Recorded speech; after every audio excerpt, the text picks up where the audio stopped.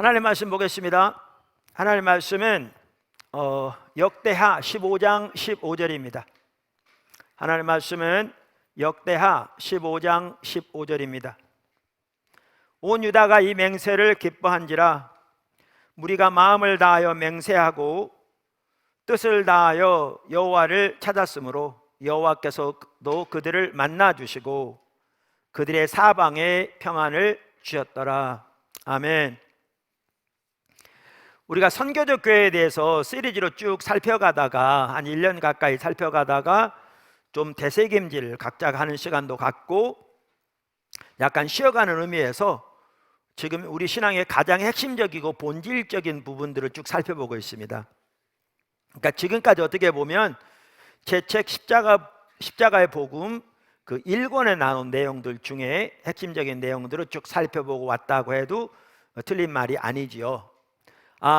오늘 아침에는 제가 이렇게 설교를 또 구체적으로 준비하는 과정에서 어느 시점이 되면 빠른 시일 내에 선교적 교회로 다시 돌아갈 것 같습니다.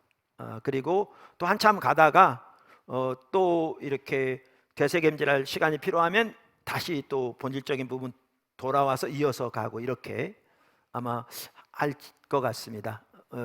좀 더 구체적으로 주님이 인도하시겠지만 그래서 기도해 주시고요. 그래서 우리 신앙의 가장 핵심적인 부분들을 쭉 살펴보면서 우리 신앙은 한마디로 말해서 하나님과의 친밀한 교제입니다. 그리고 하나님의 행하심을 보고 우리의 온 삶으로 동참하는 것입니다. 여기는 당연히 하나님 중심적인 삶, 즉 하나님의 자원으로 하나님의 목적을 위해 하나님의 방법으로 사는 삶의 가치가 하고요, 이거를 신학적인 관점에서 보면 철저하게 하나님의 말씀의 토대에서 오직 은혜, 오직 믿음, 오직 성령, 오직 십자가의 삶을 통해 그렇게 하나님과 교제하면서 하나님 행하심 온 삶으로 동참하는 삶을 사는 것이지요. 그런데 하나님을 알기 위해 가장 중요한 우리가 해야 할 요소가 하나님을 찾는 것입니다. 왜냐하면 하나님은 하나님을 찾는 자에게 자신을 계시하시기 때문에 그랬습니다. 그래서 지난 몇 주 동안 하나님을 찾는 삶에 대해 살펴봤는데요, 오늘은 하나님을 찾는 열매에 대해 살펴보려고 합니다. 하나님을 찾는 열매. 그러니까 하나님은 하나님을 찾는 자에게 놀라운 복을 주십니다. 그러니까 오늘 읽은 그 역대하 15장이 그것을 이렇게 잘 보여주고 있습니다. 사실 역대하 26장 4절 5절 우시야에 관한 이야기에서도 이 부분 잘 보여주고 있습니다. 4절 이렇게 말합니다. 우시야가 그의 아버지 아마사의 모든 행위대로 여호와 보시기에 정직하게 행하여 여호와의 묵시를 밝히 아는 스가랴가 사는 날에 하나님을 찾았고, 어떻게 했고? 하나님을 찾았고, 그가 여호와를 찾을 동안에는 하나님이 형통하게 하셨더라. 뭐 할 동안에는? 하나님을 찾을 동안에는 형통하게 하셨더라. 할렐루야. 첫째, 우리가 하나님을 찾으면 하나님께서 반드시 우리에게 임하십니다. 우리가 하나님을 찾으면 하나님께서 반드시 우리에게 임하십니다. 그러니까 하나님을 찾는 것은 결코 헛되지 않습니다. 이사야서 45장 19절 나는 흑암한 곳에서 은밀히 말하지 아니하였으며 야곱의 자손에게 너희가 나를 헛되이 찾으라 이르지 아니하였노라. 나 여호와는 의를 말하고 정직을 구하느니라. 이 구절로 보아도 알 수 있듯이 하나님을 찾는 일은 결코 헛되지 않습니다. 그러니까 만약에 여러분 중에 나는 나름대로 하나님을 열심히 찾았는데 전혀 하나님을 만나지 못했고, 전혀 하나님을 경험하지 못했고, 전혀 하나님이 내 삶에 오시지 않았다, 그러면 여러분 잘못 찾은 겁니다.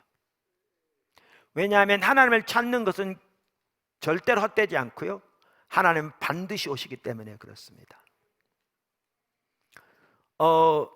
사실 이 부분을 제가 하나님을 찾는 삶이라는 책에 자세하게 전체를 살펴보았습니다.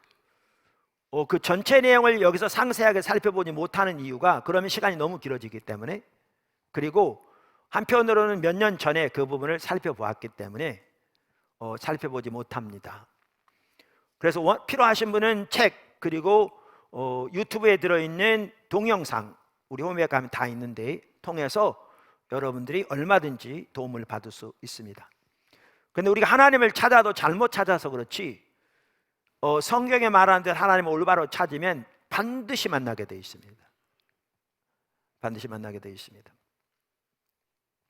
그래서 하나님을 찾는 것은 결코 헛되지 않을 뿐만 아니라 방금도 말씀드린 대로 하나님을 찾으면 하나님이 반드시 만나 주십니다. 우리가 이미 살펴본 구절들, 여러 구절들이 있었습니다만은 그 외에도 호세아서 6장 3절에 보면 잘 말하고 있습니다. 그러므로 우리가 여호와를 알자, 힘써 여호와를 알자. 그의 나타나심은 새벽빛같이 일정하니 비와 같이 땅을 적시는 비와 같이 우리에게 임하시리라 하니라. 그러니까 우리가 하나님을 알기를 간절히 추구하면 하나님이 우리에게 반드시 임하시는데, 아침이 되면 해가 뜨는 것처럼 반드시 임하시겠다, 이렇게 말씀하고 있습니다.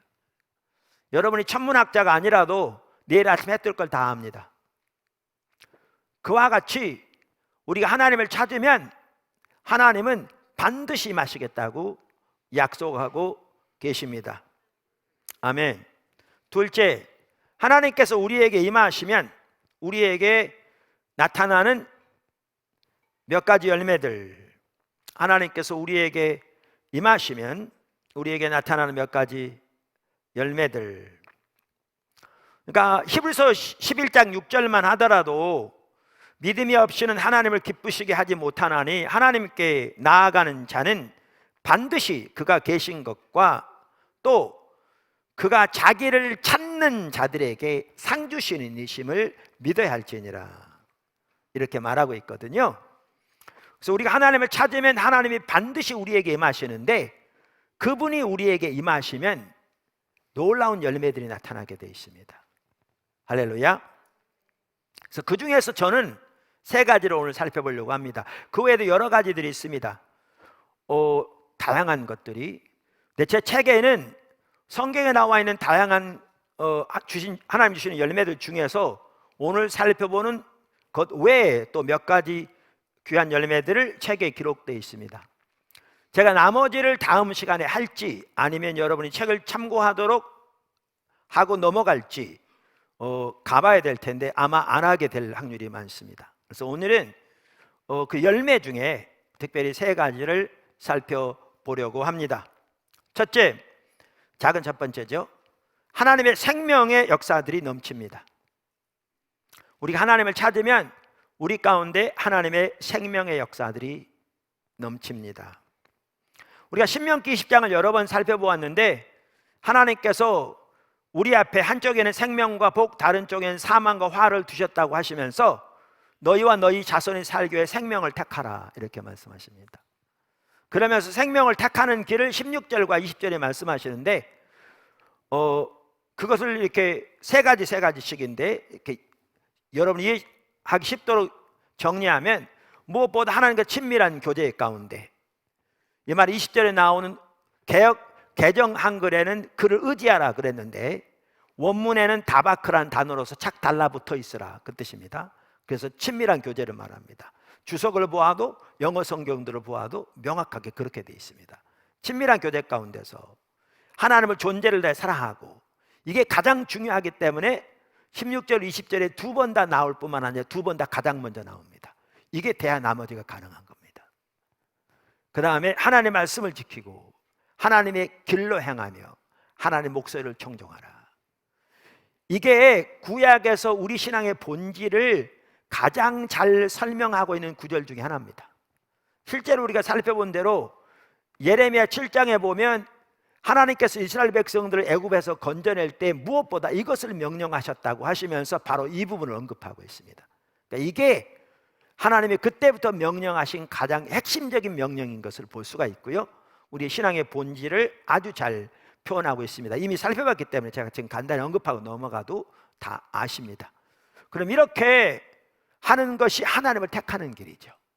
다시 말하면 생명을 택하는 길이에요. 그러면 하나님을 택하면 하나님이 우리 가운데 오시죠. 그럼 하나님 그분이 생명이니까 그분이 하시는 일들이 하나님의 백성을 위해서, 하나님의 백성을 도우시고 그들의 기도를 응답하시고 그들의 필요를 공급하시고 그들을 지키시고 그들의 하나님의 뜻을 보이시고 의중을 보이시고 하나님이 그들 안에 그들을 통해서 하나님의 목적을 이루시고 하나님의 역사를 나타내시는 이 모든 것들이 바로 그 백성 가운데 충만하게 함께합니다. 이게 하나님의 생명입니다. 그러니까 우리가 하나님을 찾으면 하나님이 우리를 만나주시고 하나님이 우리를 만나주시면 우리 가운데 하나님의 생명 혹은 생명의 역사들이 충만하게 나타납니다.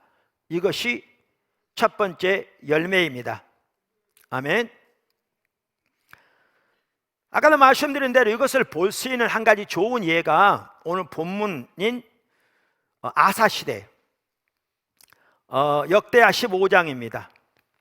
역대하 15장에 보면 아사와 이스라엘 백성들이 힘을 다하여 하나님을 찾았습니다. 그랬더니 하나님이 그들을 만나 주셨습니다. 그리고 하나님께서 그들에게 임하셨더니 그들 가운데 하나님의 평강이 넘쳤다. 이렇게 성경은 말하고 있습니다. 왜냐하면 하나님이 평강이시거든요. 그러니까 하나님의 이름 중에 하나가 여호와 샬롬이잖아요. 그러니까 그분이 임하시니까 샬롬이 그 가운데 넘친 거죠. 하나님의 생명이, 은혜가 하나님의 백성들에게 넘친 거죠. 자, 2절 한번 보실래요? 15장. 너희가 여호와와 함께하면 여호와께서 너희와 함께 하실지라. 너희가 만일 그를 찾으면 그가 너희와 만나게 되시려니와 너희가 만일 그를 버리면 그도 너희를 버리시리라. 12절. 또 마음을 다하고 목숨을 다하여 조상들의 하나님 여호와를 찾기로 언약하고. 15절. 온 유다가 이 맹세를 기뻐한지라. 무리가 마음을 다하고 맹세하고 뜻을 다하여 여호와를 찾았으므로 여호와께서도 그들을 만나 주시고 그들의 사방에 평안을 주셨더라. 19절. 이때부터 아사 왕 제35년까지 다시는 전쟁이 없느니라. 이런 것 같더라고요. 우리 각자가 마음을 다해서 하나님을 찾으면 하나님 우리를 만나 주시고요. 그러면 우리 개인의 삶의 모든 영역에 하나님의 생명이 넘칩니다. 단체, 교회가 마음을 다하여 하나님을 찾으면 하나님이 만나 주시고 교회 가운데 하나님의 생명이 넘칩니다. 사회가, 국가가 마찬가지입니다. 아사 시대는 아사 왕을 필두로 해서 유다 백성 전체가 그렇게 하나님을 찾았더니 하나님께서 그들을 만나 주시고 유다 나라 전체 가운데 하나님의 생명이 풍성하게 넘쳤습니다. 그 중에 하나 하나님의 샬롬이 넘쳤습니다. 이 말은 하나님의 생명에서 풍성했다는 말이고요. 그 나타난 열매가 하나 뭔지 아십니까? 아까 읽은 본문에 나와 있는 것처럼 아사왕 35년까지 20년 동안 전쟁이 그쳤습니다. 하나님 나라를 보호하신 겁니다. 아사가 하나님을 떠나자 전쟁이 다시 시작됐습니다.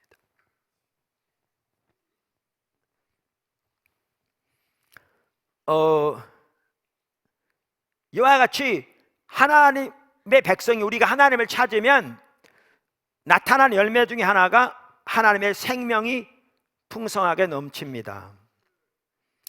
또한 좋은 예가 사무엘상 7장입니다. 사무엘상 7장. 사무엘상 7장에 보면 이 구절을 우리가 과거에도 몇 번 살펴보아서 제가 설명하기 쉽습니다. 그냥 이렇게 쭉 복습해 나가면서 하면 되니까요. 이스라엘 백성들이 그 당시 사무엘의 인도를 따라 전심으로 하나님을 찾으면서 하나님께 돌아갔습니다. 자, 2절 보실래요? 사무엘상 7장 2절. 그가 기랏 여아림에 들어간 날부터 20년 동안 오래 있은지라.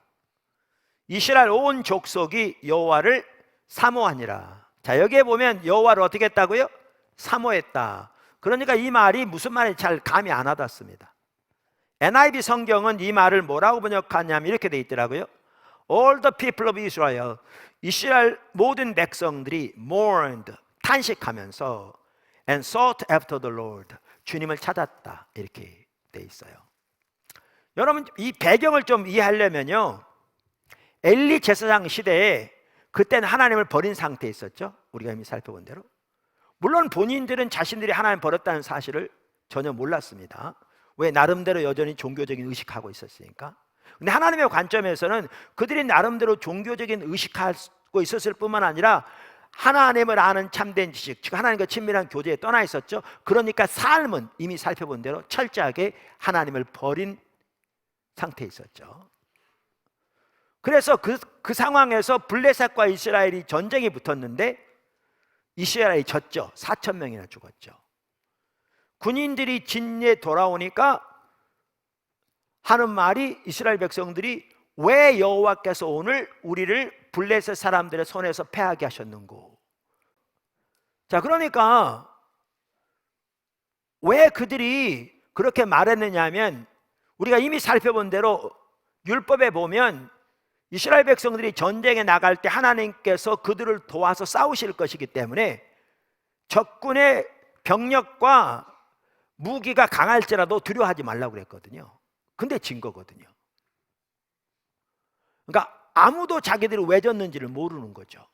하나님의 관점에서는 그들이 철저히 하나님을 버린 상태에 있으니까 하나님이 그들과 더 이상 함께하지 않으니까 지는 건 당연했죠. 그 상황에서 그들이 언약궤를 가지고 가게 해달라고 엘리에게 부탁하죠. 그러니까 언약궤를 가지고 가면 일주한 거죠. 그래서 엘리도 하나님의 관점이 철저히 가려져 있으니까 언약궤를 내어주죠. 언약궤를 내어줬을 때 이스라엘 백성들이 이제는 이겼다 싶어서 얼마나 강하게 소리를 질렀든지, 그리고 환호를 했든지 성경에 보면 블레셋 병사들이는 땅이 흔들렸다 이렇게 돼 있어요. 실제로 지진 난 게 아니겠죠. 그만큼 크게 환호한 거죠.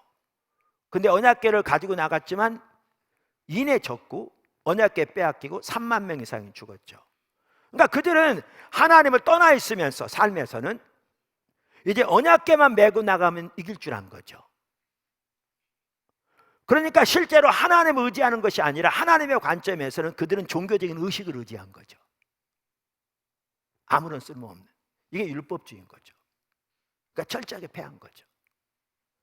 오늘날도 어떻게 보면 너무나 많은 성도들이 하나님과의 친밀한 교제에 철저히 떠나 이 시대를 향한 하나님의 목적, 의도 전혀 관심조차 없는 상황에서 하나님은 자기 목적을 위한 수단에 불과하고, 그런 상황에서 그저 주일 예배 등 종교적인 의식, 우리가 중요하다고 생각한 종교의식 이거라도 해야 신앙생활 한다고 생각하고, 이거 하면 하나님이 복 줄 걸로, 그 복이라는 것은 세상에 자기가 원하는 거 채워줄 줄 알고 그래서 나와서 예배를 드리는, 이러한 이해를 가지고 있는 사람들은 하나님의 뜻, 하나님의 의중을 알고자 하는 열망조차 없는 거죠. 근데 이것은 실제로는 종교적인 의지하는 거죠. 하나님 앞에 아무런 쓸모없는. 그래서 패했어요. 그리고 그때부터 이스라엘이 블레셋의 지배를 받습니다. 몇 년 동안? 20년 동안.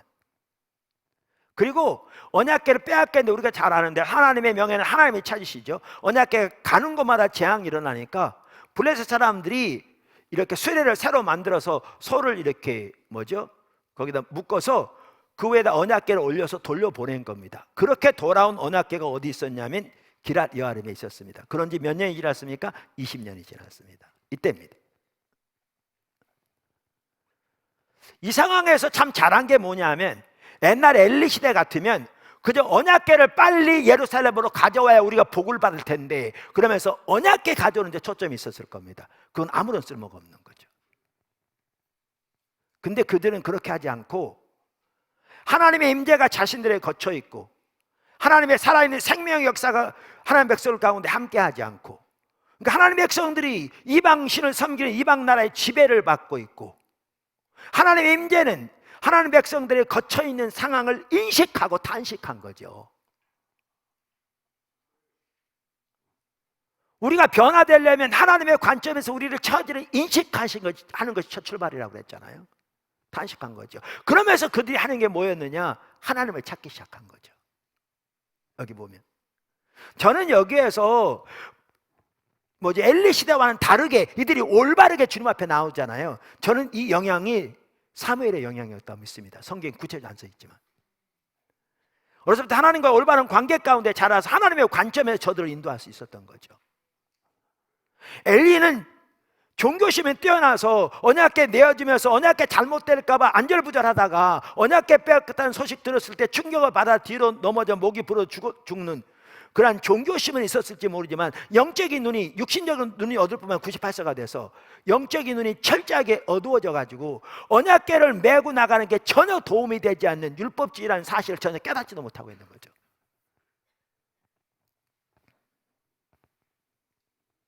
근데 이 경우는 달랐죠. 탄식하면서 하나님을 찾기 시작했어요. 그랬더니 사무엘이 뭐라고 그러냐면 너희가 전심으로 여호와께 돌아오려거든, 지금 하나님께 돌아오라고 말하는 거죠. 오려거든 마음을 다하여 하나님을 섬기고 그분만 사랑하고 모든 우상을 버리라고 말하죠. 자, 그렇게 이제 하나님께로 돌이킵니다. 그래서 여기 보십시오. 2절 아까 읽었고요. 3절 사무엘이 온 이스라엘 족속에게 말하여 이르되 만일 너희가 전심으로 여호와께 돌아오려거든 이방 신들과 아스타롯을 너희 중에서 제거하고 너희 마음을 여호와께로 향하여 그만을 섬기라. 그리하면 너희를 블레셋 사람들의 손에서 건져내시리라. 이에 이스라엘 자손이 바알들과 아스타롯을 제거하고 여호와만 섬기니라. 이렇게 하나님께 돌아온 사건이었습니다. 그랬더니 어떤 일이 있었느냐? 하나님을 찾고 하나님께로 돌아오니까 열매가 나타나기 시작하죠. 그 열매가 8절부터 보면 아주 잘 나와 있습니다. 8절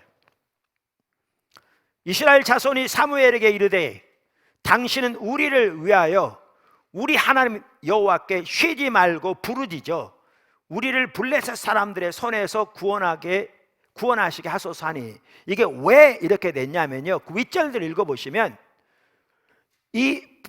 미스바에 모여서 이들이 그렇게 주님을 찾으면서 회개하고 주님을 구하는데 이 소식이 누구에게 전해졌냐면 블레셋 왕에게 전해진 거죠. 그러면서 블레셋 왕이 뭐야? 얘네 우리 반역하겠다는 거야? 지금 들고 일어나겠다는 거야? 뭐 우리한테 우리로부터 독립을 지금 추구한다는 거야? 그러면서 군대를 이끌고 쳐들어온 겁니다. 이번에는 예전보다 더 철저하게 짓밟아 주리라 그러고 왔겠죠. 그러니까 이스라엘 백성들 두려워하면서 지금 사무엘에게 이렇게 기도한 겁니다. 요청한 겁니다. 기도해 달라고. 그랬더니 9절 사무엘이 젖먹는 어린 양 하나를 가져다가 온전한 번제를 여호와께 드리고 이스라엘을 위하여 여호와께 부르짖음에 여호와께서 응답하셨더라. 정말 중요한 말이에요. 자 보세요. 우리가 이미 이사야 시대 보았습니다. 그들은 안식일, 월삭 모든 대회와 절기를 율법대로 철저히 지켰고요. 소송아지, 순염소, 어린 양, 순양, 성경에 규정한 제물들을, 그것도 가장 살지고 좋은 것들을 하나님께 무수히 드렸는데 하나님은 그들의 예배를 견디하지 못하시겠다. 내가 증오한다. 헛된 예배 다시는 가져오지 말라. 내게 무거운 짐이라 그러셨거든요. 근데 지금 여기는 양 한 마리 드렸는데 온전한 번제라고 말하거든요. 이게 뭐가 차이인 줄 아십니까? 이사야 시대는 우리가 이미 살펴본 대로 그들 하나님을 버렸습니다. 하나님의 관점에서는 철저하게 하나님의 길을 버린, 사실 하나님은 자기 목적에는 수단에 불과한, 그러니까 하나님의 길에 대한 관심조차 없는, 이사야 30장 보면 알 수 있죠. 그럼 이 종교적인 의식 왜 드리냐? 이거 드리면 자기 복줄로 생각하는 거죠. 엘리 시대에 언약궤를 의지하고 나갔듯이 그들은 종교적인 의식을 드리면 그 대가로 하나님 자기 복줄 거라고 생각하는 거죠. 하나님 관계는 철저히 떠나 있으면서. 우리가 예배를 이해할 때 아주 중요한 게 신앙의 본질과 삶과 예배, 이 세 가지는 분리되지 않습니다. 우리가 하나님 알고 존재를 다 사랑하며 하나님 향하신 모든 사람과 동참하는 그 가운데 있을 때 우리의 삶은 하나님의 길을 따라 향하게 되어 있습니다. 근데 그 신앙의 본질에 떠나면 삶은 하나님의 법을 버리게 되어 있죠. 그러면 그렇게 하나님의 법을 버린, 그래서 하나님의 관점에서 하나님을 버린 상태에 있으면서 하나님께 드리는 종교적인 의식이 아무런 의미가 없는 거죠. 이게 분리되는 순간 타락한 겁니다. 성경의 세계가 분리되지 않습니다. 사실 이 한 가지만 보더라도 이러한 성경적인 관점에서 오늘날 한국교회 예배를 보면 정말 심각합니다. 진짜 심각합니다. 근데 우리는 몇 가지 종교적인 의식하는 그 자체를 참다운 예배라고 생각하기 때문에 우리가 정말 심각하게 타락했는데도 그 사실을 인식하지 못하고 있는 거죠. 자, 그런데 사무엘 시대는 뭐가 달랐습니까? 하나님의 백성이 하나님께 돌아왔습니다. 하나님의 백성이 하나님께 돌아왔다고요. 그랬더니 어린 양 하나 드리는 제사를 온전한 제사라고 말합니다. 뿐만 아니라 이사야에서 우리가 이미 본 대로 너희가 많이 기도할지라 내가 듣지 아니하리라. 말라기 시대 그들이 하나님께 특별한 제사를 드리면서 얼마나 간절하게 도와달라고 기도했던지 눈물 때문에 가려져 성전이 안 보일 만큼 간절히 기도했는데 전혀 주님이 안 들으셨습니다. 두 시대 모두 하나님 버린 시대였습니다. 기도 응답도 하나님의 생명입니다. 그런데 이때는 사무엘이 기도하니까 응답되었더라. 우리는 너무나 인본적이다 보니까 이렇게 생각합니다. 사무엘이 기도하니까 들었고 이스라엘 백성들이 기도하니까 안 들었다. 천만의 말씀입니다. 성경 전체를 볼 때. 이렇게 하나님께 돌아오니까 예배를 받으시고 기도로 응답하시는 하나님의 생명 회복됩니다. 할렐루야. 뿐만 아니라 10절 사무엘이 번제를 드릴 때 블레셋 사람들이 이스라엘과 싸우려고 가까이 오매 그날에 여호와께서 블레셋 사람에게 큰 우레를 발하여 그들을 어지럽게 하시니 그들이 이스라엘 앞에 패한지라. 이스라엘 사람들이 미스바에서 나가서 블레셋 사람들을 추격하여 백갈 아래에 이르기까지 쳤더라. 승리가 있었습니다. 블레셋 사람들이 쳐들어올 때 20년 전의 승리를 기억했을 겁니다. 두고 보자 이놈들, 지난번부터 확실하게 밟아주리라 그러고 왔겠죠. 근데 그들은 한 가지를 몰랐습니다.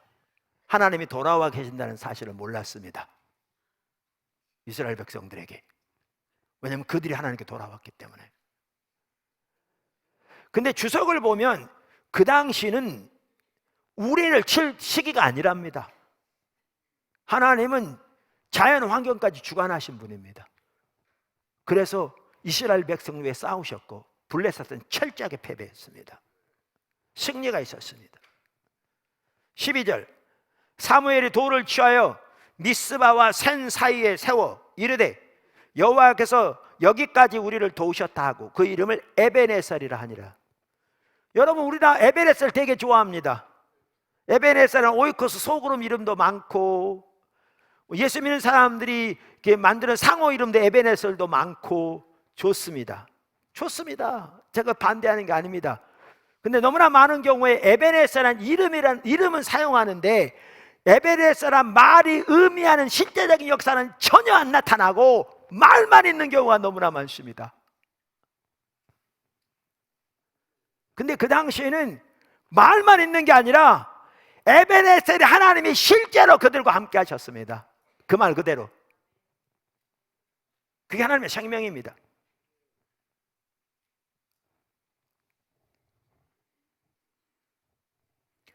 (13절) 이에 블레셋 사람들이 굴복하여 다시는 이스라엘 지역 안에 들어오지 못하였음에 여호와의 손이 사무엘이 사는 날 동안에 블레셋 사람을 막으시매. 아까 아사 왕 때에 아사가 여호와를 찾는 동안에 주변 나라가 이스라엘을 치도록 허락을 하지 않은 남방 유다를 전쟁이 멈춘 이때도 그랬습니다.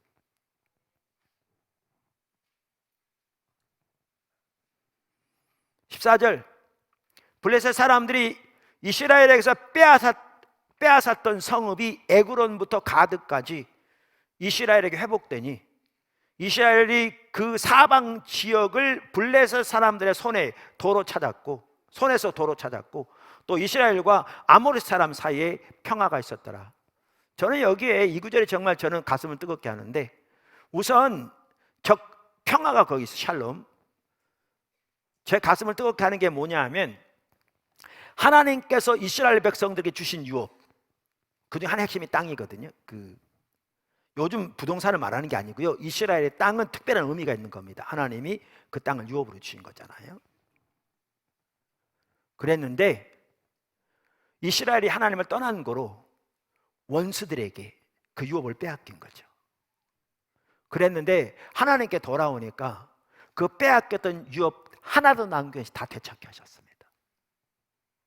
한국교회가 하나님께 돌아가서 한국교회 하나님이 주신 유업들 원수에게, 세상에게 너무나 많이 빼앗겼는데 다 하나님께서 하나도 남김없이 회복시켜 주시는 그날이 속히 있기를 간절히 소원합니다. 그게 우리의 기도 제목입니다. 자, 여기 보시면 하나님을 찾음에 하나님이 만나주시고, 하나님이 만나주시니까 하나님의 생명이 우리의 삶 속에 함께한다는 말이 무슨 뜻인지를 볼 수 있습니다. 이런 일들이 그 열매로 나타납니다.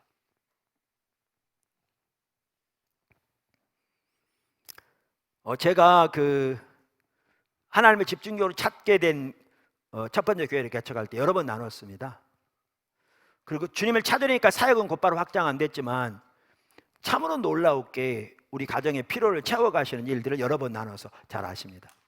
한 번은 제가 돈 30만 원이 필요했습니다. 근데 그 돈이 없는 거죠.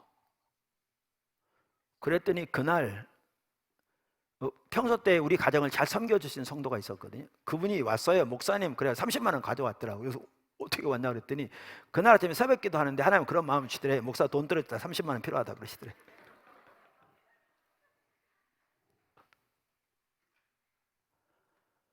기도하는데 목사 돈 떨어져 30, 이렇게는 안 하셨겠죠. 근데 그렇게 깨닫게 하셨다는 거죠. 목사가 지금 돈이 필요한데 30만 원 필요하다고. 그 30만 원 가져오셨더라고요. 하나님께서 우리의 필요를 공급하실 때 얼마나 세밀하게 우리의 머리카락까지 세신 바 되실 만큼 정말 통계로 따지면 기적도 엄청난 기적으로 하신 일들도 나눴는데요. 우리가 하나님을 찾으면 하나님이 우리를 만나주시면 우리에게 나타나는 열매 중에 하나가 성경에 나와 있고 오늘날도 하시듯이 하나님의 생명의 역사들이 회복됩니다. 이거 바꿔 말하면 무슨 말인 줄 아세요? 우리의 삶 속에 우리가 예수를 믿으면서도 이러한 하나님의 생명의 역사가 함께하지 않으면 우리는 신앙이 지금 절대로 옳은 상태에 있는 게 아닙니다. 뭔가 잘못되어 있습니다. 그 얘기입니다. 하나님을 찾아야 합니다.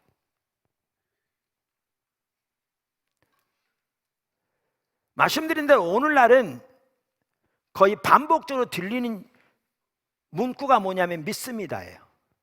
하나님 도와주는 믿습니다. 역사할 줄 믿습니다. 믿습니다. 성경에 나와 있는 교리들만 믿는다고 고백하는 거죠. 근데 실제로 그것은 삶에 전혀 일어나고 있지 않은, 그런데도 그것을 교리적으로 믿으니까 자기가 잘못됐다는 사실을 전혀 인식하지 못하는.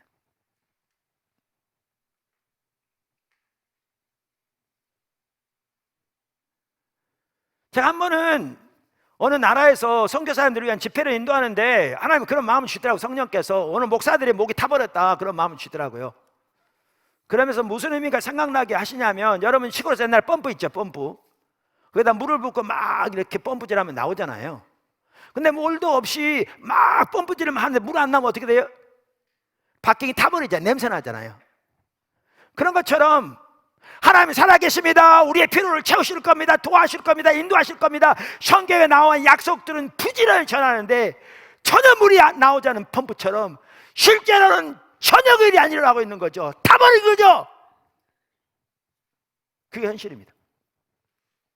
교회의 삶 속에, 성도들의 삶 속에 이론만 남은 거죠. 그런데도 여전히 이론을 믿기 때문에 자기가 잘못됐다는 사실을 전혀 인식하지 못한 거죠. 성경에 나오는 아브라함, 모세, 여호수아, 사무엘, 다니엘, 예수님 더 말할 것 없고 바울, 초대교회, 성경에 나오는 하나님의 백성들의 삶은, 정상적인 삶은 하나님의 생명이 함께하는 겁니다.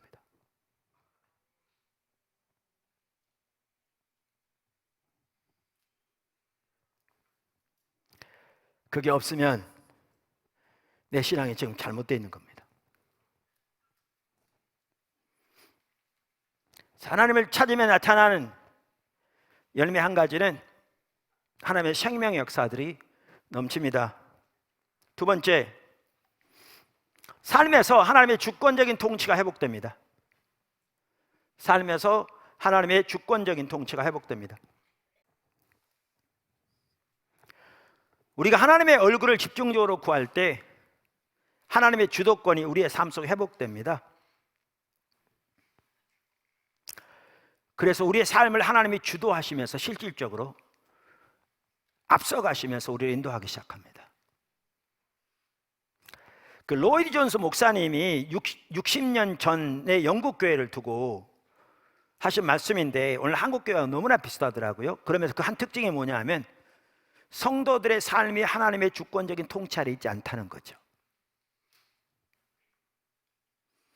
그러면서 그분은 그 원인을 하나님의 얼굴을 구한다는 용어는 사용하지 않았을지 모르지만 정확하게 그게 그 원인인 것을 내포하고 있어요. 제가 말한 거 정확하게 똑같아요. 부흥이란 책에 보면 그분이 이렇게 말합니다.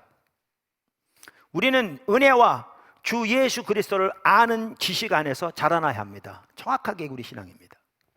신앙의 본질. 표대를 향하여 과거는 잊어버리고 앞에 있는 것을 잡으려고 뛰어가야 합니다.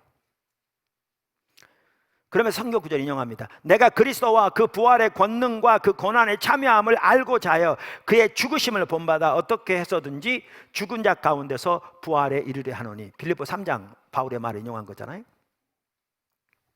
그것은 무서운 일입니다. 너무나 중요한 일이라는 거죠. 그러나 우리에게서는 문제거리는 우리의 삶이 그리스도에게 집중되어 있지 않다는 것입니다. 우리의 삶이 그리스도에게 통제를 받고 있지 않습니다. 그러면서 그분이 이렇게 말해요. 아니에요. 우리는 그분을 위해 일하고 있어요. 사람들이 그런다는 거죠. 그런 다음에 우리는 그분을 떠나버리고 계속해서 우리 자신의 작은 일에만 몰두하고 있습니다. 그리고 우리가 행하는 그 일을 기초로 하여 하나님께서 복을 주시기를 간구합니다. 한국교회를 두고 말한 것 같아요.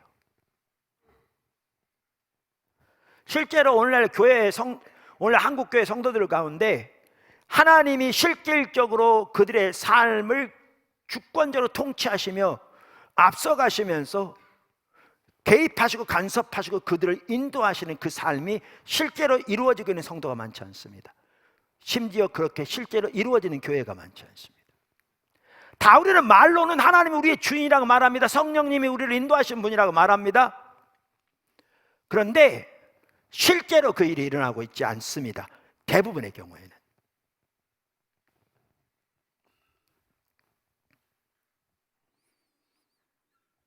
우리는 이 로이드 존스 목사님 표현한 대로 우리는 하나님 위해 일하고 있습니다. 나름대로 주를 위해 몇 가지 일을 하는 거죠. 그러면서 우리는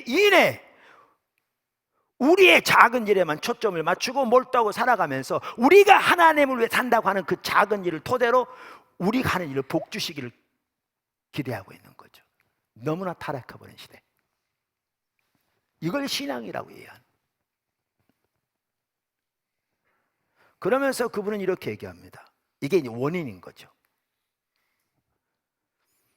그러나 우리가 주님 자신을 추구하는 데는 어떠합니까? 하나님, 주 예수 그리스도 성령의 임재가 우리 삶 속에 나타나는 것, 그것이 참된 기독교입니다.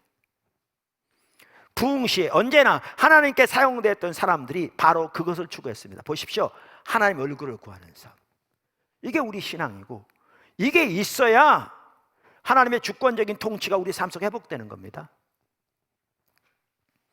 저는 어떤 교회를 볼 때, 어떤 성도들의 삶을 볼 때에 그 교회가 지금 얼마나 사이즈가 큰가 작은가 여기보다는요, 하나님이 주권적인 통치 가운데 그 교회를 통치하시며 주권적으로 앞서가시면서 그 교회에게 하나님 뜻을 보이시고 그 교회에게 하나님 뜻을 분별해서 하나님께 순종해 나아가는 그 관계가, 살아있는 관계가 작동하고 있는가, 저는 이걸 봅니다.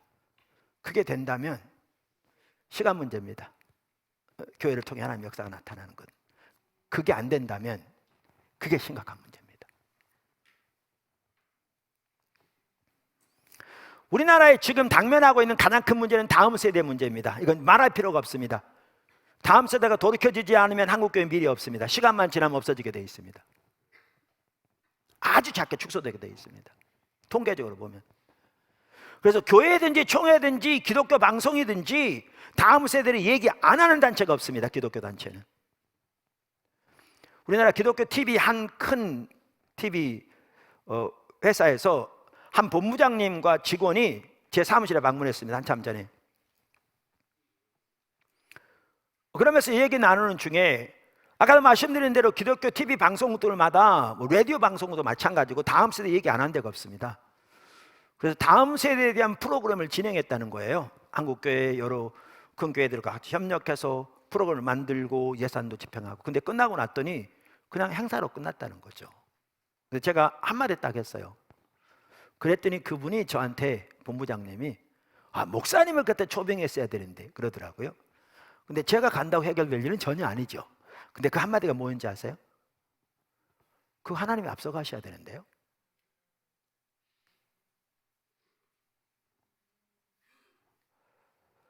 이 다음 세대가 돌이키려면 하나님이 앞서가셔야 돼요. 하나님은 다음 세대를 돌이키게 일하고 계시. 내 말은 하나님 백성들이 하나님과 관계에서 하나님이 앞서가시면 분별해서 따라가고 있는 그게 돼 있어야 된다는 거예요. 하나님이 앞서가고 계셔야 그걸 분별해 따라가야 주님의 통해서 역사하는 주님의 일을 이룰 텐데, 하나님이 앞서가신 건 전혀 분별되지도 않고 전혀 인식되지도 않은데 사람들끼리 모여서 토의하고 논문을 발표하고 회의를 한들 남은 프로그램만 남는 거죠.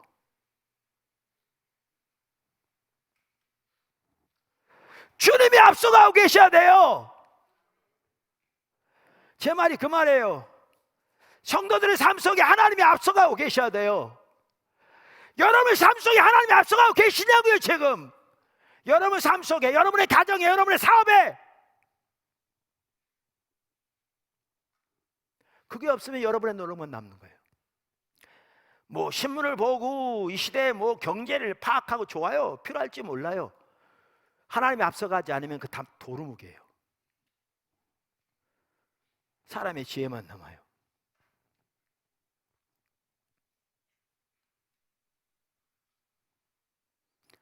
하나님을 구하셔야 돼요.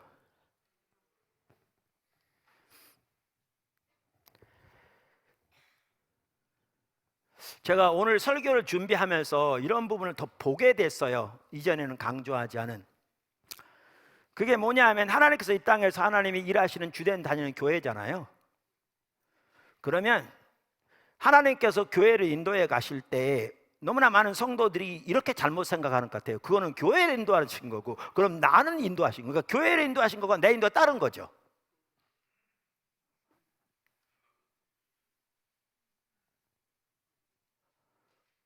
교회를 인도하신 게 교회의 생각을 말한다면 뭐 그렇게 생각할 수 있죠. 근데 하나님께 이 시대에 하신 일들을 보이시고 교회를 그렇게 인도해 가신다면 이것이 단순히 교회의 인도가 아니라 교회에 속해 있는 우리 전체의 인도하심일 거거든요. 제가 놀란 게요, 하나님이 여기서 뭐 한다 이렇게 제가 나눌 때 그 동일한 일들이 밴쿠버처스에 일어나더라고요. 나라가 달리 있는데, 환경이 다른데,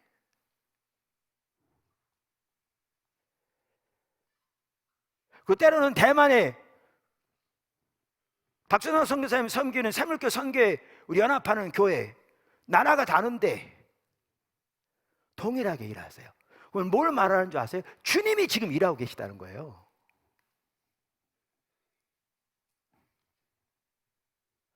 그러면 성도들이 주님의 일하심을 보고 그 주님의 일하심을 염두에 두고 하나님을 찾는 가운데, 하나님 얼굴을 구하는 가운데 하나님의 인도를 받아야 주님의 인도에 같이 갈 수 있는 거죠. 그래야 주님의 뒷받침이 있는 거죠. 근데 그거는 교회를 인도하신 거고, 그건 내 인도는 뭡니까? 이러고 있으니까 딴 주머니 차는 것처럼 어리석은 거죠. 선교적 교회에 나누면서 하나님께서 실제로 성도들의 삶 속에 선교적 교회에 대해서 일하고 계시다는 거잖아요. 주님이 하시니까 그래요. 이게 우리나라뿐만 아니라 외국에서도 그렇게 하고 같이 연합하는, 하나님이 행하시는 거예요.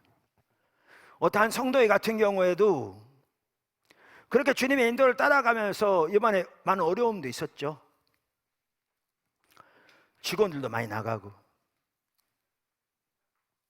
제가 나중에 전해 들었어요. 그래서 한번 만났어요. 이제 사무실에서 다른 팀들과 어떤 모임이 있을 때 어떻게 지내느냐고. 근데 저는 들으면서 감사했어요. 왜 감사했냐면 그걸 통해 다시 한번 조금이나 나오겠지만 하나님의 비전을 돌아보게 됐더라고요. 우리가 처음 이 회사를 세울 때 어떤 하나님의 비전을 보고 세웠는데 우리가 지금 잘 따라가고 있는지, 그래서 그걸 점검하는 계기가 됐고요. 그래서 많은 직원들이 나갔을지 몰라도 남아있는 직원들은 심지어 안 믿는 사람들까지도 그 비전에 헌신된, 그래서 회사 전체가 다시 하나님의 비전을 따라갈 수 있도록 모든 걸 걸고 주님을 의지하는 그 자리에 서기를 결단하는. 그럼 제가 최근에 들으니까 하나님이 공급이 드디어 시작됐더라고요. 성경에 보니까요 그게 나오고 2000년 교회 역사를 봐도 그렇고요, 주변의 사람들을 보아도 그렇고 내 주변에 있는 사람들을 보아도 그렇고 하나님이 우리를 인도하실 때 하나님 많은 경우 우리를 시험하세요. 아브라함을 시험하신 것처럼. 시험에는 크게 두 가지가 있잖아요. 헬라어는 똑같은 단어인데 의미는 전혀 다른, 테스트의 의미의 시험은 하나님이 하세요. 아브라함을 시험하신 것처럼. 근데 죄로 미혹하는 의미의 시험, 그걸 영어로는 tempt죠. 그 시험은 마귀만 해요. 하나님만 하세요. 근데 우리 중심을 달아보는 시험, 이스라엘 백성들을 광야에 인도하셔서 하신 시험, 아브라함을 하신 시험, 이 시험은 하세요. 아브라함의 그 하나님의 놀라운 목적을 위해 아브라함을 부르신 거잖아요. 그리고 여러 가지 일들 가운데 드디어 이삭이 태어납니다. 기적이었죠. 근데 이삭이 자랐는데 하나님이 이삭을 번제 드리라는 거죠. 번제는 제단 위에 제물을 죽여 각을 떠서 올려놓고 불을 피워 그 제물이 제가 되도록 다 탈 때까지 연기로 하나님께 제사 드리라는 거예요. 하나님 시험하셨죠.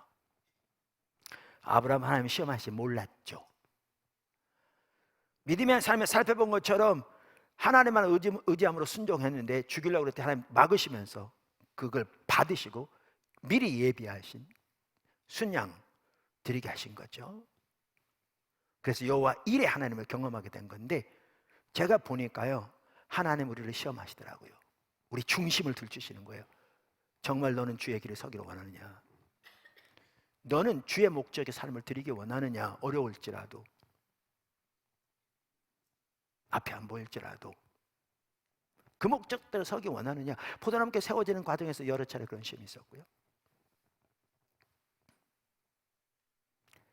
그때 주님, 저는 주의 목적에 서겠습니다. 주님만 의지해서 모든 걸 걸고 기꺼이 그걸 보기 원하시는 거죠. 우리가 말로는 주님 일에 헌신한다고 말하기 쉬워요. 근데 시험 받을 때, 때로 우리의 모든 것이 걸려 있을 때, 그때 주님만 의지해서 주의 길에 설 것인가는 다른 차원이에요.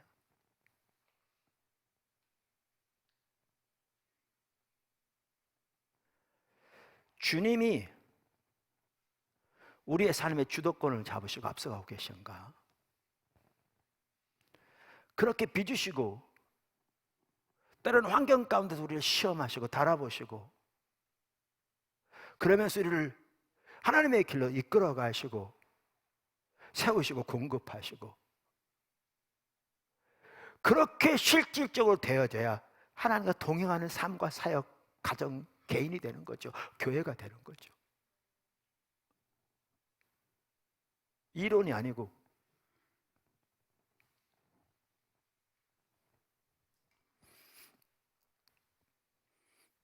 모든 포도나무교회 지체들이 그렇게 주님 앞에 세워지기를 예수님 축원합니다. 핵심이 하나님의 얼굴을 구하는 삶이에요. 자, 세 번째, 오늘 마지막으로 하나님의 비전을 보이십니다. 하나님의 비전을 보이십니다. 하나님을 찾는 자에게 하나님께서 하나님의 길을 보이신다, 여러 성경 구절이 말합니다. 오늘은 제가 그 부분을 안 살펴봤습니다.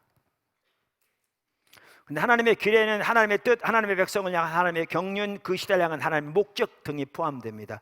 그러므로 거기에는 그 시대를 향한 하나님의 비전이 당연히 포함됩니다. 그래서 하나님의 얼굴을 구할 때 나타나는 열매 중에 하나가 뭐냐? 하나님의 비전을 보이십니다. 우리가 하나님을 따라가는 데 있어서 가장 중요한 요소 중 하나는 하나님의 비전입니다. 리더들에게는 더욱더 그렇습니다. 조지 바나 박사의 말대로, 그러니까 비전에 대한 아주 좋은 책이 조지 바나가 쓴 The Power of Vision이라는 책이거든요. 그게 우리나라 말에는 두 군데선가 이렇게 번역해서 다 절판됐고요. 그 가치를 모르니까 절판되는 것 같더라고요. 가치를 몰라 절판된 몇 개 책들은 우리가 다시 살려놓은 책들이 있는데 이 책은 아직 못 살렸어요. 정말 중요한 책이에요. 그 책에서 조지 바나는 정의상 모든 리더는 비전을 가진 자들이다, 이렇게 말합니다. By definition, all leaders are visionaries. 그러니까 이 말을 말하면 비전이 없으면 리더가 아니라는 말입니다. 그러니까 그 책에 두 가지가 나오는데요. 비전이 없다면 하나는 실제로 리더가 아니기 때문에 없을 수 있고, 다른 하나는 비전을 찾지 않았기 때문에 그럴 수 있다는 거죠. 근데 비전을 찾는 그 핵심적인 방법은 저는 개인적으로는 하나님 얼굴을 구하는 것이라고 확신합니다. 하나님 얼굴을 구하면 하나님 비전이 보이거든요.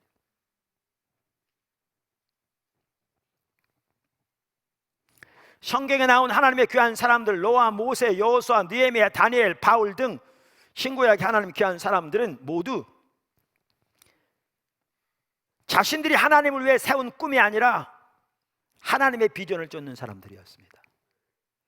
하나님의 비전이 중요한데 비전에 대한 올바른 이해가 중요합니다. 그러니까 오늘날 비전에 대한 인본주의적인 그릇된 이해가 너무나 팽배합니다. 교회 가운데 많은 목회자들과 성도들이 우리가 하나님을 위해서, 때로는 심지어 우리 자신을 위해서 세운 큰 목표와 꿈을 비전이라고, 우리의 비전이라고 말하는 경우가 너무나 많습니다. 대부분이 그렇게 합니다. 대부분이. 그러면서 그러한 자신들의 이해를 뒷받침하기 위해서 다양한 성경 구절들을 갖다 붙입니다. 그 중에 하나가 시편 81편 10절이죠. 내 입을 크게 열라 내가 채우리라. 빌립보 4장 13절, 내게 능력 주시는 자 안에서 내가 모든 것을 할 수 있느니라. 잠언 16장 9절, 사람이 마음으로 자기의 길을 계획할지라도 그의 걸음을 인도하시는 이는 여호와시니라. 특별히 잠언 29장 18절에 보면 킹제임스 성경이 뭐라고 번역하고 있는가 하면 꿈이 없으면 백성이 멸망하리라. 그래서 우리는 큰 꿈을 꿔야 한다는 거죠. 그러면 그리고 꿈을 꾸고 기도하고 열심히 노력하면 하나님이 뒷받침해 줄 거라, 그 말이죠. 그러한 이해의 문제가 뭔 줄 아십니까? 자기가 세운 계획입니다.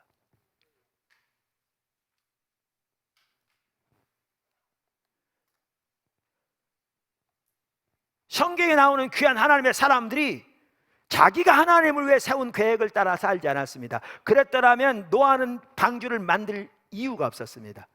그랬더라면 80세 된 모세가 시내산에서 병사 한 명 없이, 무기 하나 없이 애굽을 향해 이스라엘 백성들을 건져내려고 출발하지 않았을 겁니다. 예수님은 스스로 아무것도 할 수 없다고 반복적으로 말씀하셨고, 바울도 철저하게 성령의 인도를 따랐습니다.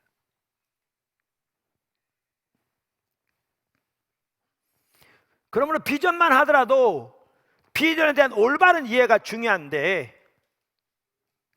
올바른 비전은 하나님께서 우리에게 하나님의 뜻과 목적을 보이시는 것으로부터 시작합니다. 하나님께서 우리에게 하나님의 뜻과 목적을 보이시는 것부터 시작합니다. 다시 말하면 묵시 혹은 소위 하나님의 계시로부터 시작합니다. 아까 말씀드린 대로 비전과 관련해서 많은 사람들이 인용하는 핵심적인 구절 중에 하나가 잠언 29장 18절인데요 킹제임스 성경은 아까 말씀드린 대로 꿈이 없으면 백성이 멸망한다 이렇게 돼 있었거든요. 근데 우리말 개역 개정 한글에는 뭐라고 돼 있냐면 묵시가 없으면, 즉 계시가 없으면 백성이 방자에 행하거니와 이렇게 되어 있습니다. 근데 이게 옳은 번역입니다. 그래서 킹제임스 성경을 새롭게 번역한 성경이 뉴 킹제임스입니다. 그 뉴 킹제임스에 보면 그 구절을 우리 지금 개역 개정 한글 성경에 나와 있는 거와 똑같이 번역했습니다. Where there is no revelation, 계시가 없는 곳에 the people cast off restraint, 백성들은 이렇게 절제한 어떤 울타리를 벗어던진다. 다시 말하면 방자 향한다, 자기 뜻대로 향한다 이렇게 돼 있죠. 그래서 헨리 블랙가비 목사님도 생명의 말씀에서 번역된 영적 리더십에서 참다운 비전의 유일한 출처로 하나님의 계시라고 말했습니다. 뿐만 아니라 미국 성서공yon 중에 하나인 유나이티드 바이블 소사이어티에서 아까 말한 잠언 29장 18절 그 구절에 대한 설명을 달면서 이렇게 말했습니다. 이 문맥에서 비전은 사건들을 분별할 수 있는 능력 혹은 미래를 내다보거나 기대할 수 있는 능력을 언급한다.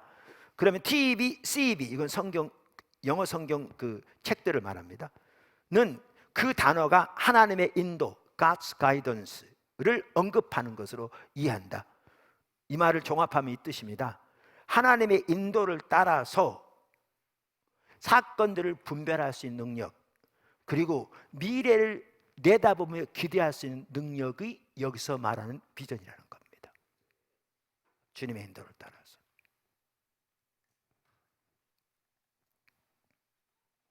그래서 성경적인 관점에서 올바른 비전은 우리가 세운 원대한 꿈과 목표가 아니라 하나님께서 우리에게 보이신 하나님의 계획과 목표에 기초한 하나님의 비전입니다. 아까 말한 그 책에서 조지 바나는 그래서 비전을 이렇게 정의합니다. 그는 비전을 누구누구의 사역을 위한 비전 이렇게 말하거든요. 그러면서 사역을 위한 비전은 하나님에 의해 그분의 선택된 종들에게 주어진, 그러니까 하나님이 선택하신 종들에게 주신 거라 그 말이죠. 주어진 선호되는 미래에 대한 선명한 정신적 이미지고 앞으로 하나님께서 이루실 것을 보는 거라는 거죠. 선명히 비전 보는 것이고,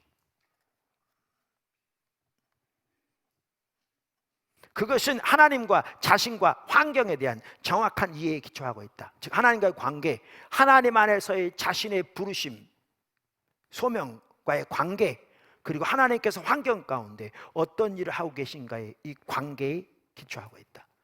제가 아까 노아 얘기를 들었는데요, 노아가 방주를 만들었잖아요. 저는 그게 쉽지 않았을 거라고 생각해요. 왜냐하면 나무 하나만 이렇게 잘라내는데도 얼마나 많은 시간이 걸렸겠어요. 요즘처럼 전기톱이 있는 것도 아니고. 노아 8식구가 그럼 나무를 잘라내는 거 그걸 그 판자로 만들려면 얼마나 많은. 그래서 그 큰 방주를 만드는데 성경에는 얼마라고 안 나와 있지만 얼마나 많은 시간이 걸렸겠어요. 많은 하다 보면 낙심도 됐을 거고, 특별히 주변 사람들이 볼 때 뭐라고 그랬겠어요? 지금 뭐하냐?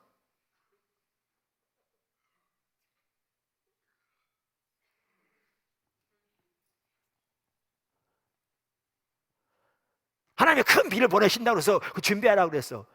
조롱하겠죠. 그러니까 말도 못 하죠. 근데 노아는 뭘 본 줄 아십니까? 하나님과 관계에서 하나님께서 이루실 것을 깨닫고 믿고 신뢰하고 그 이루실 것을 바라본 거죠. 이게 비전입니다.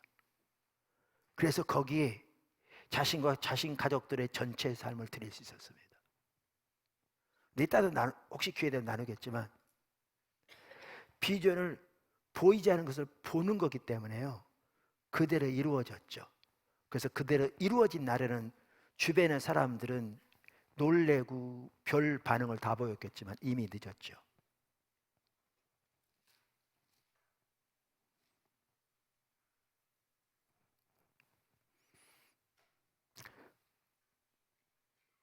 리더십에서 헨리 블랙가브 목사님 책에 보면 이런 내용이 있어요. 많은 사람들이, 한 예를 드는데, 사람들이 이렇게 행진해 가요.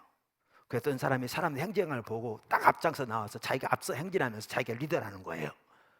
근데 사람들이 이쪽으로 접어들어서 갔는데 저기 혼자 가고 있는, 이걸 리더라는 거죠. 간단한 얘기 같지만 오늘날 너무나 많은 사람들이 어떤 일을 하고 계신가를 주시해보고 거기가 앞장서 자기가 리더라고 행세하는,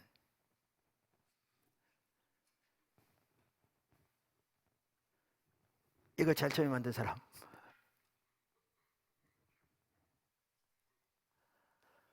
이 사람의 사람들이 만들어서 이거 만든 거 아닙니다. 이거 하나만 가지고 인류에 엄청 바뀐 거잖아요. 코로나가 닥치니까 사람들이 교회에 나오는 거를 막 주저하고 집에서 예배드리니까 빨리 그들을 담기 위해 여러 가지 방법들을 사용하고, 그래서 하면서 그게 리더라고. 그들을 섬기는 일을 해야 합니다. 내 얘기는 그걸 말하는 게 아닙니다. 근데 리더는 사람들의 필요나 원함이나 유행을 따르지 않습니다. 리더는 그 너머를 봅니다. 세상에서도.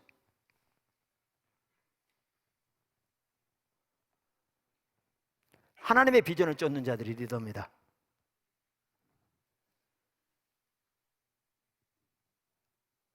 하나님의 비전을 쫓는 자들이, 그들을 통해서 하나님이 하나님의 목적을 이루십니다.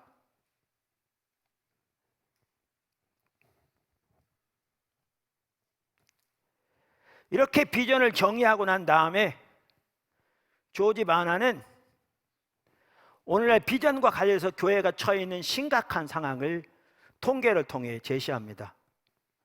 그는 어른들, 10대들, 목회자들, 교회 스태프들, 경계와 재계 리더들, 비영리단체와 선교단체 장들 등 다양한 종류의 사람들과 조지 바나 그룹이 있거든요. 무려 20만 건 이상의 인터뷰를 진행합니다. 20만 건. 200건이 아니고 20만 건. 그리고 그 결론이 아까 말한 그 책에 10쪽, 11쪽에 쭉 나오는데, 제가 여기서 다 그건 말할 수는 없고요.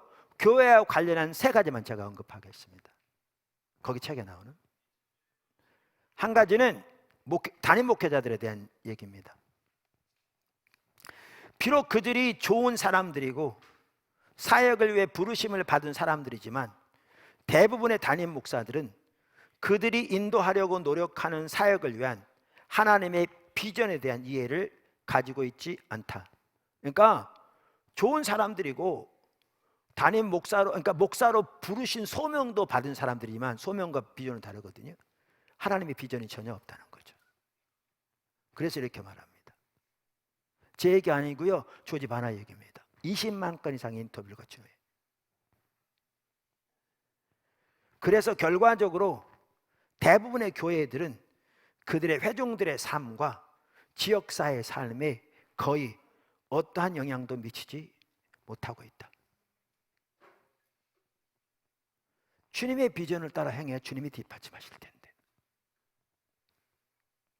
또 하나는 지역 교회에 대해서 말하면서 다 복음적인 교회들일지 몰라도 그 교회의 담임 목사를 구할 때 그 교회에게 주신 하나님의 비전이 담임 목사를 청빙하는 기준이 되어지는 교회는 5%도 안 된다.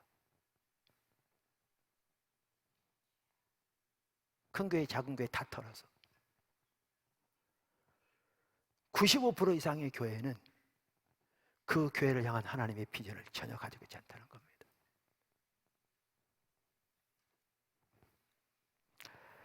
일반 성도들에 대해서 이렇게 얘기합니다. 대부분의 신자들은 비전의 개념에 대해서 안다.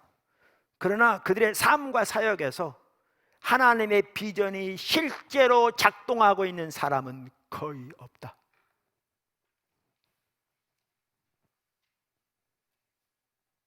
이게 관건입니다.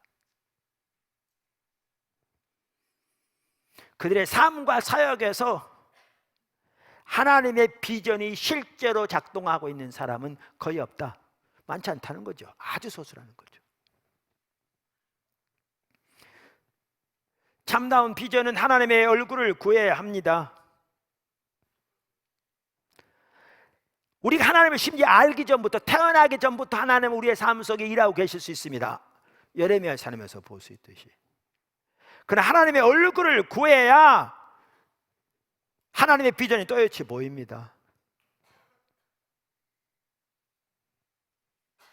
저의 경우에도 여러 차례 말씀드린 대로 집중적으로 하나님을 찾도록 하나님 인도하셨는데, 하나님을 아는 것이 유일한 목표와 목적된 자리로 인도하셨다고 1991년 교회가 시험 들었을 때, 이번에도 나눴죠.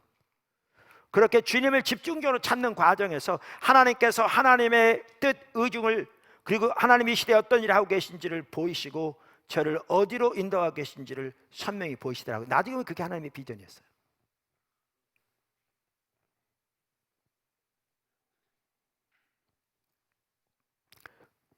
하나님의 얼굴을 구해 하나님의 비전을 보입니다. 제가 1991년 9월경에 첫 번째 교회를 개척해 섬기다가, 그렇지 않아도 작은 교회인데 교회 성도들 반쪽이 시험 들어 교회 전체를 떠나려고 해서 제가 금식하면서 교회에서 기도했다고 그랬잖아요.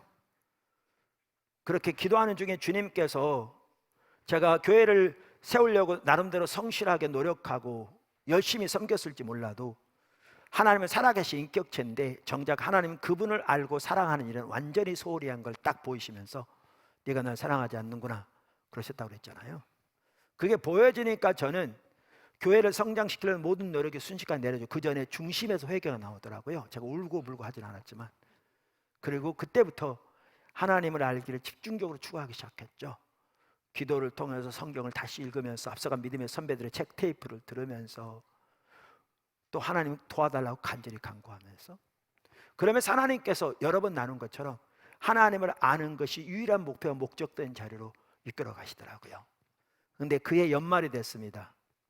교회를 떠나려고 했던 그 성도들이 다 떠났습니다. 너무너무 힘들더라고요. 근데 청년 중 한 명이 저에게 자기 기도원 가는데 같이 가자는 거예요. 지금은 누가 기도원 가는데 같이 가자는 갈 수 있는 상황은 아니잖아요. 주로 스케줄 때문에도 그렇고. 근데 그 당시에 성도도 몇 명 없는데 성도가 기도원 같이 가자는데 너나 가, 그럴 수 있어요? 그래서 갔어요. 저는 밥 안 먹으면 이 안 닦아도 될 줄 알고요. 어차피 밥 먹을 생각 자체가 없었기 때문에 이를 안 닦았더니, 그때 전사가 같이 갔는데 목사님이 좀 닦으시죠. 그러니까 정신이 나간 거예요. 그러니까 신경 쓸 겨를 자체가 없어요. 그 기도원에 그 당시 그 교회가 한참 성장하고 있었고요. 그 목사님이 우리나라에 많이 알려지고 있었고요. 특별히 비즈니스맨들이 많이 몰려들고 있었어요, 교회에. 그래서 연말연시 대성회 해가지고 그때는 많은 사람들이 기도원에 이렇게 연말에 특별히 갔잖아요. 제가 1991년 12월 31일 저녁 설교, 그분 설교 듣고 1992년 1월 1일 오전 설교를 딱 들었는데, 참고로 여의도 순복음교 아닙니다. 오해할까 봐 제가 미리 말씀드리면, 제가 딱 설교 듣는데요, 그분은 주님이 만약에 오셔서 야 누구누구 목사야, 내가 네 교회 어떻게 되게 해주랴, 그렇게 표현한다면, 그러면 그분은 예 주님 요렇게 요렇게 해주세요, 이게 딱 있더라고요. 제 눈에 보인 거 딱 두 번 설교 들었는데, 설교를 잘하고 못하고를 떠나서 이게 또렷이 있어요. 그러니까 그분은 옆구리만 찌르면 이 말이 나오게 돼 있고요. 제가 그 책은 안 사봤지만 거기 진열된 그분의 책들을 보면 다 그런 내용이에요. 제가 그게 뭔지는 지금도 설명할 수 있어요. 물론 그것은 반은 성경인데 반은 성경이 아니었어요. 그래서 그분은 지금은 목회하지 못해요. 그 교회는 매우 잘 성장하고 있어요.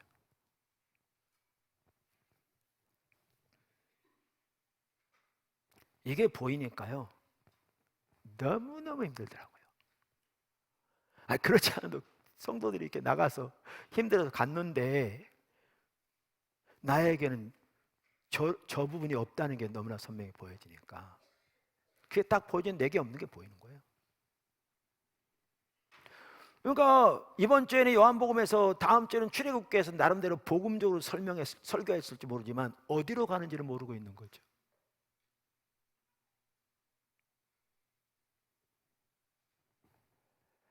제가 가끔 표현하듯이 태평양에서 부지런히 노를 젓고 있는데 태평양을 싸우느라고 그냥 온 힘을 다해서 싸우고 온갖 기법을 동원해서 암초 부딪히지 않고 노력하기 위해서 노력하고 가는데 목적지가 어디인지 모르는 거죠.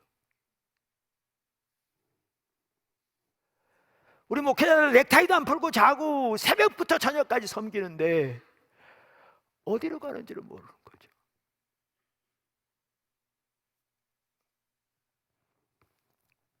진짜 힘들더라고요. 이게 보이니까 너무너무 힘들어가지고 제 입에서 푸념이 나온 거예요. 저는 기도라고 생각하지 않고요, 푸념이 나와, 이게 보이니까.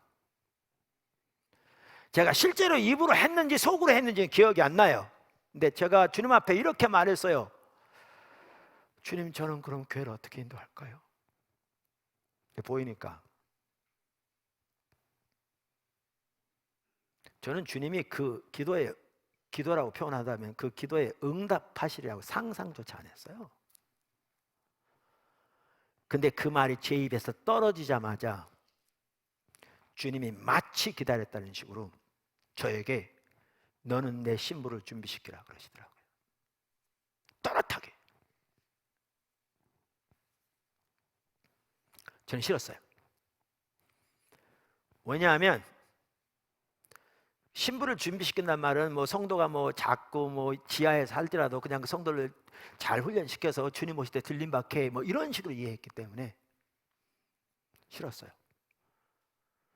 근데 하나님께서 하나님의 비전을 보이실 때 영적 랜드마크를 통해서 보이시거든요. 참고로 포도나무교회를 향한 하나님의 비전과 관련해서 몇 년 전에 제가 책을 썼잖아요. 포도나무교회 사역을 위한 하나님의 비전, 너무 중요한 책입니다. 꼭 읽어보십시오. 거기에 이런 내용이 다 들어있어요. 어떻게 비전이 오는지도, 우리는 각자 하나님의 비전을 어떻게 볼 것인지도 다 거기 기록되어 있습니다. 특별한 사건들을 통해서 하나님이 이렇게 하나님의 비전을 또 선명히 보여가시는데, 예를 들면 요한계시록 19장 7절에 보면 예수님이 다시 오실 때 있을 어린 양의 혼인잔치에 대한 예언이거든요. 이렇게 말합니다. 우리가 즐거워하고 크게 기뻐하며 그에게 영광을 돌리세 어린 양의 혼인 기약이 이르렀고 그의 아내가 그의 신부가 자신을 준비하였으므로. 여기 신부는 교회입니다. 근데 주님이 다시 오실 때 그 전에 신부가 준비될 것을 성경은 예언하고 있습니다. 그래서 영적 랜드마크들을 통해서 다양하게 더 비춰가신 게 주님이 저를 또렷하게 인도하시는 하나님의 비전이 교회 회복과 하나님의 부흥인 것을 알게 됐어요.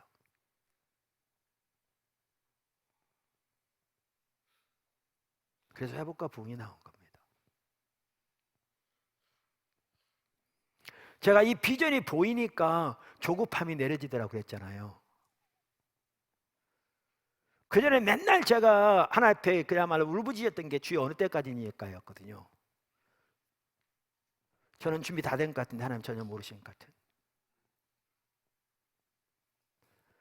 그런데 하나님이 이 시대에 어떤 일을 하고 계시고 저를 하나님이 어디로 부르고 계신가 너무나 선명히 딱 보이니까, 그리고 제가 그 하나님의 뜻 가운데 있다는 게 보이니까 조급함이 내려지더라고요.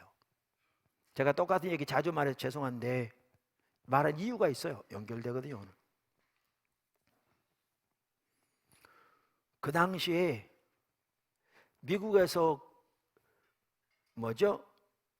자가 건물이 있고 청장년이 200명인가 넘는 교회, 학군이 매우 좋은, 특별히 성도들이 중산층으로 이루어진 교회에서 저를 담임 목사로 오라고 청빙 왔다니까요. 그 전에 지하에서 그렇게 고생하면서 있는데도, 있는 거 보니까 미국에서 같이 공부하던 친구가 와가지고 보고서는 저에게 인내심이 많다고, 또 다른 친구도 그랬거든요. 근데 저는 인내심이 많은 게 아니라 도망갈 길이 없어 못 도망가고 있었거든요. 도망갈 일만 있어서 벌써 도망갔겠죠. 근데 전화가 왔는데요, 제가 단 1초도 안 망설였어요. 안 간다고 그랬어요. 그랬더니 한 3일 동안 집으로, 교회로 집요하게 전화 왔는데 내가 조금도 안 망설이니까 전화 안 오더라고요. 왜 안 간다고 그런 줄 아세요? 주님이 인도하시는 주님의 비전과 안 맞았어요.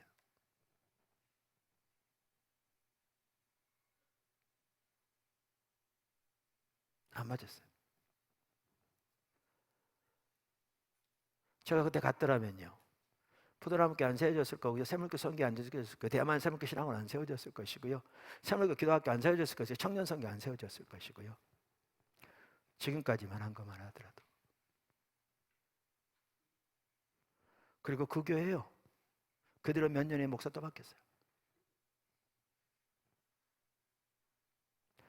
우리는 너무나 환경을 쫓아 향하는 경우가 많아요.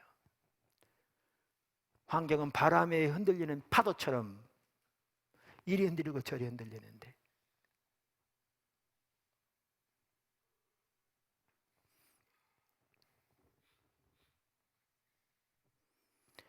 그래서 회복과 부흥의 비전이 보여지게 됐어요. 근데 여기 중요한 게 그거예요.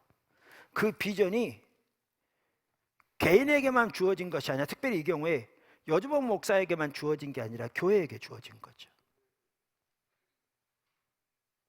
어떤 성도들 중에서는 이렇게 이해하는 경우가 있어요. 그 목사님에게 주신 하나님의 비전이고요, 내게 주신 하나님의 비전이 뭘까요? 또 심지어 좀 더 나가면, 그거는 포도나무 교회에 주신 하나님의 비전이고요, 내게 주신 하나님의 비전은 뭘까요? 이렇게 생각해요. 아까 하나님 인도와 똑같이. 적지 않은 사람들이.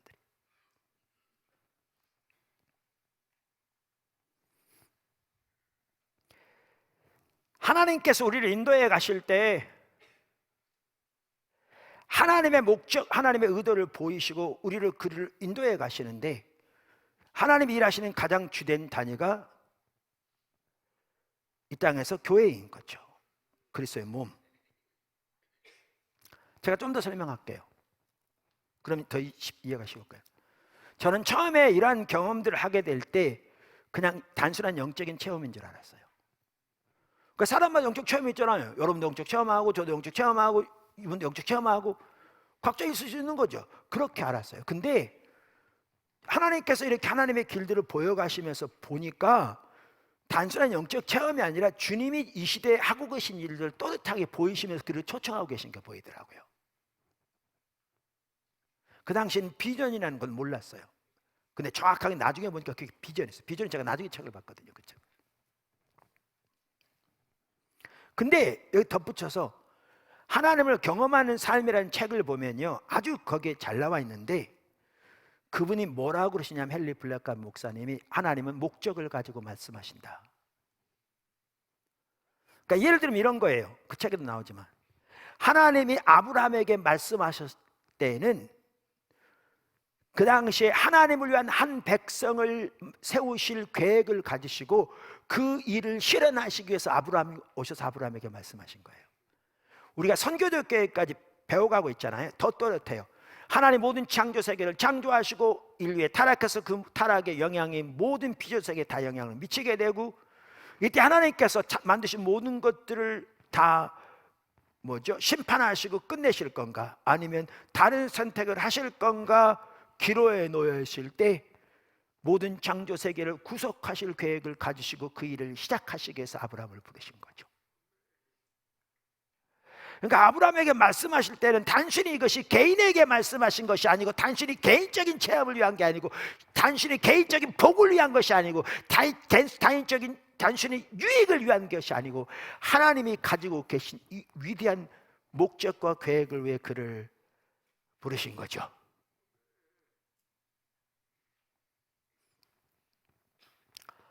이 부분을 보게 됐어요. 그래서 제가 포도나무교회 처음 같이 그 전부터도 하나님께 전적으로 하나님 얼굴을 구하는 사람으로 돌이켜 주시고 내려 제가 그 알지도 못할 때 그런 내용들을 그런 시험을 통해서 그리고 하나님의 얼굴을 구하는 것이 유일한 목표와 목적된 사람으로 이렇게 인도하시고 하나님께서 교회를 다시 시작하라 하시면서 분당히 시작하라 인도하시고 순종할 때 오직 믿음으로만 순종하도록 인도하셨지만 그렇게 순종할 때 하나님이 강력하게 하나님이 뒷받침하시고 채우시고 공급하시고 이 모든 일들이 하나님이 주도권을 잡으시고 일하고 계셨던 거예요. 주의 목적을 위해.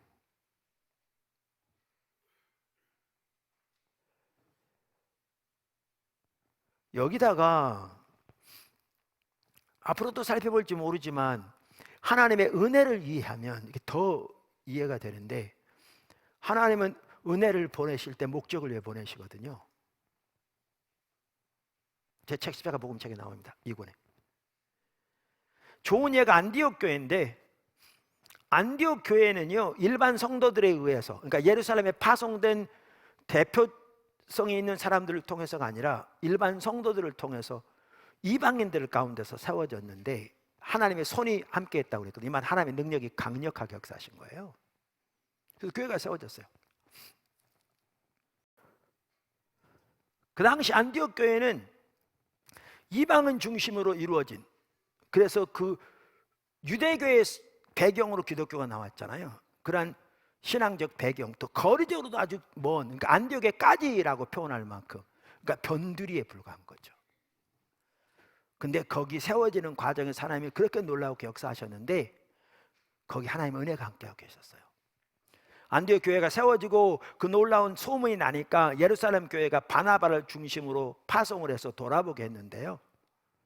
거기 바나바 가서 보았더니 이렇게 성경은 말해요. 사도행전 11장 22절 23절. 예루살렘 교회가 이 사람들의 소문을 듣고 바나바를 안디옥까지 보내니 그가 이르러 하나님의 은혜를 보고 기뻐해요. 하나님의 은혜가 와 계셔서 이루신 거예요. 근데 여기 지도를 보시면 알지만 하나님은 하나님의 은혜를 목적을 가지고 보내시거든요. 안디옥 교회가 세워질 때 거기에 이름도 거명되지 않은 예수 믿은 지 얼마 안 되는 성도들 그들이 복음을 전할 때 하나님이 강력하게 역사하셔서 그 놀라운 변화가 일어나게 하신 그래서 교회가 세워지게 돼요. 본인들도 전혀 몰랐고 나중에 바나바도 몰랐고 심지어 나중에 바울이 거기 가게 되는데 바나바가 데려가서 바울도 모르는 한번 지도 보여주실래요? 아무도 상상하지 못했던 하나님의 계획을 보실래요? 저 아래쪽 초록색이요 예루살렘입니다. 위쪽 초록색으로 동그라미 한 게 안디옥입니다. 그러니까 그 당시 이해에서 안디옥은 끝과 같은 거죠. 근데 아무도 상상하지 못했는데 하나님은 안디옥 교회를 세우실 때 어떤 목적을 가지고 계셨느냐 안디옥부터 좌측으로 좌측이죠? 우측인가요? 우측으로 소아시아 유럽에 이르기까지 그 어마어마한 지역 전체의 교회를 세울 계획을 가지고 계셨습니다. 아무도 상상하지 못해. 그리고 그 목적을 위해 주님의 은혜를 보내신 겁니다. 그리고 나중에 때가 되었을 때 하나님이 바나바 바울을 내가 시키는 위해 따로 세우라 그러시면서 그때부터 이 엄청난 지역을 복음하기 시작하셨습니다. 하나님께서 일하시는 방법이 이렇습니다. 그럼 비전이 한 개인에게 주신 이러한 차원이 아까 나눈 부분들이 하나님께서 비록 저를 통해서 시작하셨을지 모르지만 비전을 보이시고 교회가 포도나무가 다시 세워지게 하시고 처음 세워질 때도 철저하게 하나님의 길로 세우게 하시고 모든 면에서 수많은 사람들이 와서 이해 못하고 자기 생각과 다르다고 돌아설 때 예배 중간에 나가버리고 하나님의 비전이 보이기에 선택의 여지가 없고 처음에 성도들의 40%가 교회를 떠나고 그것도 헌금하면서 헌신한 분들 중심으로 교회가 언제 문 닫을지 모르는 근데 하나님의 인도하심 속에 한 나라도 한 나라도 변화시킬 수 있는 소중한 게 보이기에 거기에 자신을 걸 수밖에 없는, 저와 제 아내 우리가 죽고밖에 더 하겠냐, 그렇게 걸 수 있는, 이렇게 나갈 때 하나님께서 하나님의 비전을 보는 사람들을 불러 모으기 시작하고, 그래서 교회가 여기까지 온 겁니다. 그리고 회복과 부흥, 선교적 교회를 인도하시면서 그 비전이 더 또렷하게 보이는.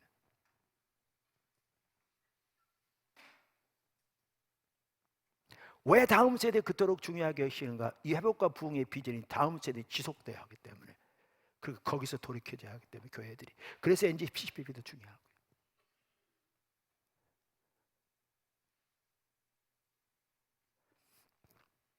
자, 이제 다 마칩니다. 곧 하나님의 큰 비전, 목적, 여기에 여러 퍼즐들이 있죠.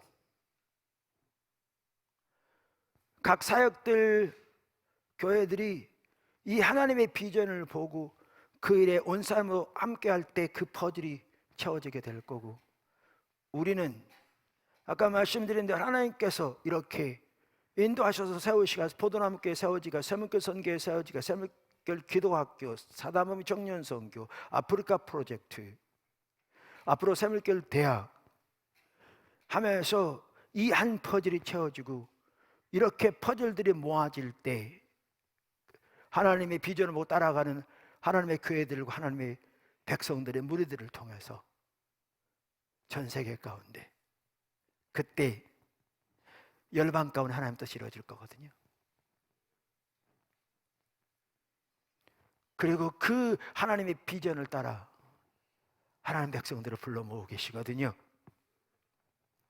지나가다 들리는 교회가 아니라, 심지어 조지 바나는 동일한 지역에 세워진 교회들만 하더라도 하나님의 비전이 각각 다를 거다, 하나님 올바로 서 있다면, 그리고 올바로 인도를 받았다면 그 말이죠. 왜? 동일한 비전을 가지고 있다면 그건 하나님의 경쟁시키는 것밖에 안 되는데, 오늘날은 그런 개념조차가 없는, 세상의 목적을 위해서 세상의 방법대로 살아가는 교회 성장만 하더라도.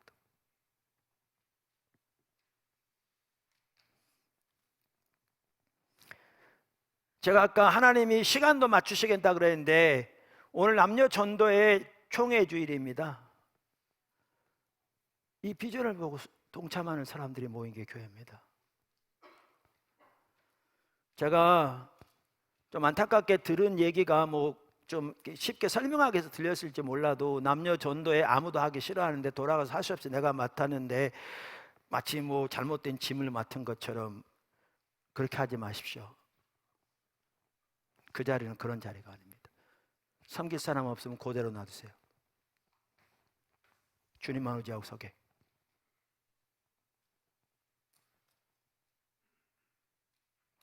교회는 그런 곳이 아닙니다.